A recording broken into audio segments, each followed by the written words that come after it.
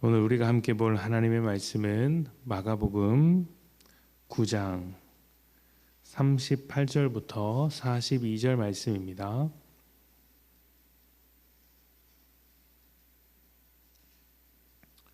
마가복음 9장 38절부터 42절 말씀 제가 봉독합니다.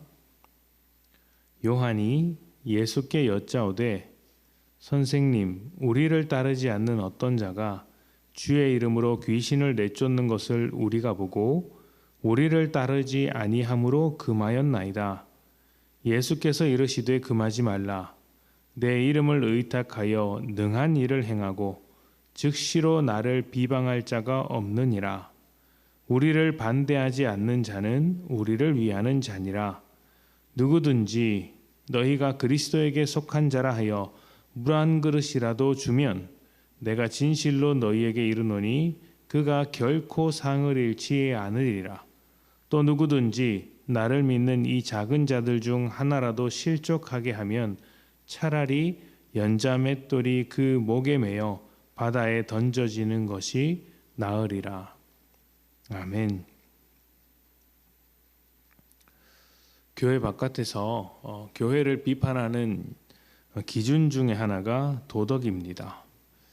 교회 안에서 벌어지는 여러 가지 부도덕하고 불법적인 일을 지적하면서 어떻게 교회가 세상보다 못하냐면서 조롱을 합니다. 그리고 같은 이유로 그렇기 때문에 예수를 믿을 수 없다라고 이야기를 하죠. 이런 지적을 아프게 받아들인 사람들은 성도들이 조금이라도 더 훌륭해지기를 바라면서 도덕과 윤리를 강조합니다. 우리에게 필요한 이야기죠. 그런데 윤리와 도덕을 너무 강조하다 보니 성경의 모든 말씀을 윤리적으로만 해석하는 경우가 생깁니다. 오늘 말씀 뒤에 우리가 읽지는 않았지만 이 말씀 뒤에 나오는 여러 이야기들이 아마 그런 이야기들로 해석될 수 있을 것입니다. 오늘 읽은 말씀 뒤에 어떤 내용이 나오냐면 손이 범죄하면 그 손을 찍어버리고 발이 범죄하면 그 발을 찍어버려라.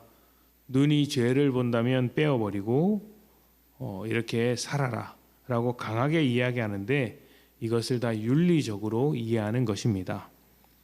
그런데 이 말씀은 윤리적인 말씀이라기보다 믿음에 대한 내용 그리고 하나님 나라에 대한 이야기입니다. 산에서 내려오신 예수님께서 귀신의 통치로 좌절했던 사람들에게 다가오시며 상황을 정리하셨습니다. 그리고 사람들 사이에 제자들 사이에 일어난 논쟁, 누가 큰 자냐, 누가 더 큰 자리를 차지할 것인지에 대해서도 말씀을 하셨습니다.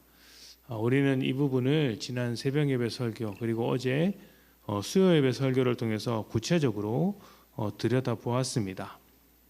이 모든 이야기는 하나의 맥락을 가지고 있습니다.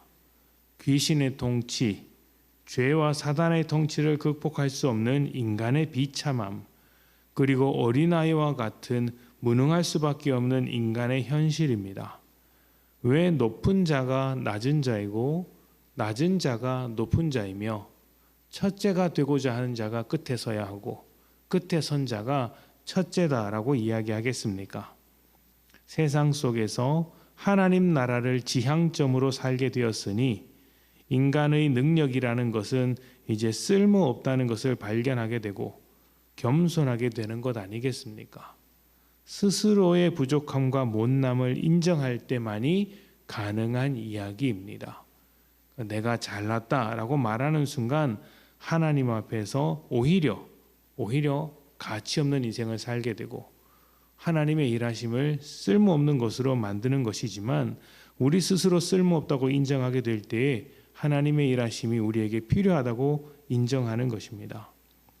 제자들이 착각하고 있던 것은 자신들이 예수님과 함께 다니고 있으니 제자라는 이름을 달고 있으니 귀신을 쫓아낸 이력이 있으니 그래도 내가 더 나은 것이 아닌가라는 생각이었습니다. 예수를 따라다니지 않는 사람들보다 더 낫고 그리고 제자들 사이에서도 누가 더 나은가를 따져볼 만하다. 그 차이가 분명히 있다라고 생각한 것입니다. 그래서 오늘 말씀에서 자기들의 무리에 속하지 않았다는 이유로 예수님의 이름을 선포하는 사람을 금지하고 있는 것입니다. 이런 기준을 갖는 것, 그러니까 누가 더 훌륭한가를 따지며 그 자격을 묻는 것은 작은 자를 실족하게 하는 것과 같습니다. 작은 자가 어떤 사람입니까? 자격이 없는 사람, 스스로 비참함을 고백하는 사람입니다. 무능한 사람이죠. 죄인입니다. 죄인들에게 기준을 가져다가 너의 자격이 무엇이냐라고 물으면 그 자격에 부합할 수 있는 사람은 아무도 없습니다. 그래서 실족하게 만드는 사람이라고 할 수 있죠. 예수님의 말씀은 아무것도 할 수 없는 죄인들에게 어떤 기준을 들이미는 것 자체가 문제라고 하시는 것입니다. 그래서 무엇이 필요합니까? 은혜가 필요합니다. 그리고 그 은혜를 주시기 위해 예수님께서 우리에게 오신 것입니다. 어제 우리는 새벽 예배 때는 직분과 관련해서 이런 말씀을 드렸고 또 본질적인 면에서도 수요 예배 때 이런 말씀을 나누었습니다. 그리고 오늘은 윤리와 도덕적인 면에서도 그렇다는 이야기를 드리고 싶습니다. 우리는 훌륭해서 예수를 믿는 것이 아니라 예수로 인해 훌륭하지 않다는 것을 매일매일 발견하는 사람들입니다.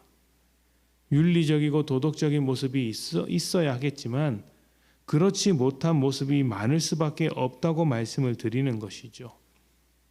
그러니 정죄하지 않아야 하고 또 그것이 기준이 되어서도 안 됩니다. 우리에게 필요한 것은 주님께서 보여주신 긍휼과 사랑과 은혜입니다. 이것이 교회의 유일한 기준이 되어야 합니다. 누가 더 거룩한가, 누가 더 윤리적인가, 누가 더 도덕적인가를 따지기 전에 누가 더 긍휼할 것인가, 누가 더 사랑할 것인가, 누가 더 은혜로운가를 따져야 하는 것이죠. 그리고 누가 더 죄를 지었냐, 누가 더 잘못했냐 이런 걸 따지는 게 아니라 누가 더 주님 앞에서 잘할 것인가, 누가 더 잘하려고 하는가, 이것이 교회의 기준이고 우리 믿음의 기준이 되어야 합니다. 세상에서 교회로 살아갈 때 이런 우리의 특징이 빛이 된다는 것을 잊지 마십시오. 서로 무엇을 잘못했는가 따지는 세상 속에서 긍휼을 말하는 사람이 빛이고 누구의 죄가 더 문제인가를 따지는 사람들 앞에서 주님의 은혜를 말하는 사람이 빛입니다. 정죄하는 사람들 앞에서 사랑을 말할 수 있는 사람이 빛이 되는 것이죠. 윤리와 도덕적이어야 하겠지만 그 모든 것을 넘어서 사랑과 은혜와 긍휼과 자비로 주님의 빛으로 살아가시는 복된 성도님들 되시기를 축복합니다. 우리 함께 기도하겠습니다.